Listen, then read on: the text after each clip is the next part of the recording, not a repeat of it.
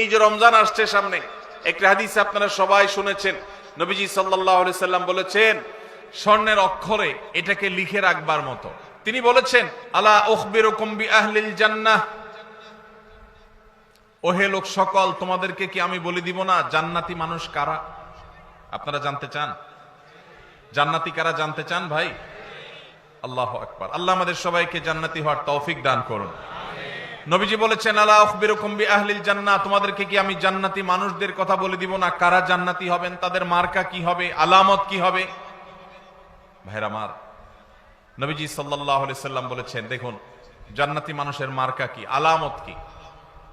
জান্নাতি মানুষের মার্কা বা আলামত তার লেবাস বা পোশাকে যতটা প্রকাশিত হয় তার চেয়ে বেশি তার আচরণে প্রকাশিত হয়। নবীজি বলেছেন, কুল্লু দাঈফিন মুতাদাঈফ, প্রত্যেক ওই ব্যক্তি যে বিনয়ী হয়ে থাকে, নিরীহ টাইপের মানুষ, কেউ ধাক্কা দিলেও পারতপক্ষে পাল্টা ধাক্কা দিতে চায় না, এড়ায় চলে আসে।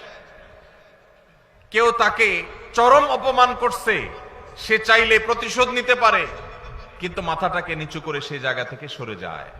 এরকম লোক কিছু লোক আছে না নাই? আমাদের সমাজ তাদেরকে বোকাশোকা মনে করে, আমাদের সমাজ তাদেরকে দুর্বল মনে করে, আমাদের সমাজ তাকে নিরীহ এবং অসহায় মনে করে, বেকুব বা নির্বোধ মনে করতে পারে সমাজ।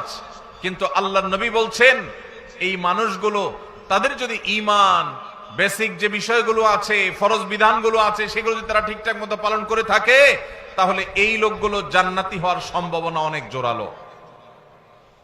ভাইরা আমার, বিনয়ী বা নিরীহ মানুষ আমাদের সমাজে পরিমাণে কম না বেশি? কম। আর এর বিপরীতে একই হাদিসে নবীজি বলেছেন, আলা উখবিরুকুম বিআহলিন নার, তোমাদের কি আমি বলে দিব না যে জাহান্নামী কারা হবে, কারা জাহান্নামে যাবে, তাদের মার্কা কি বলে দিব?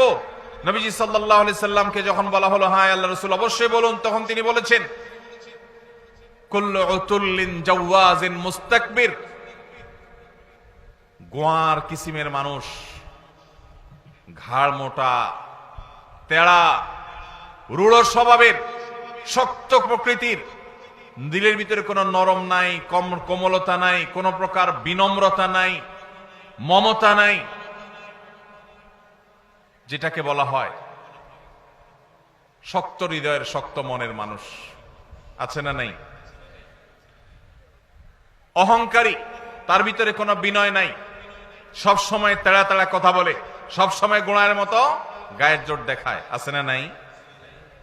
আমাদের দেশে কখনো রাজনৈতিক পাওয়ারে, কখনো টাকার জোরে, কখনো ক্ষমতার জোরে, কখনো বাপ চাচার দাপটে, মামু খালুর দাপটে মানুষ অহংকারী হয়, হয় কি হয় না?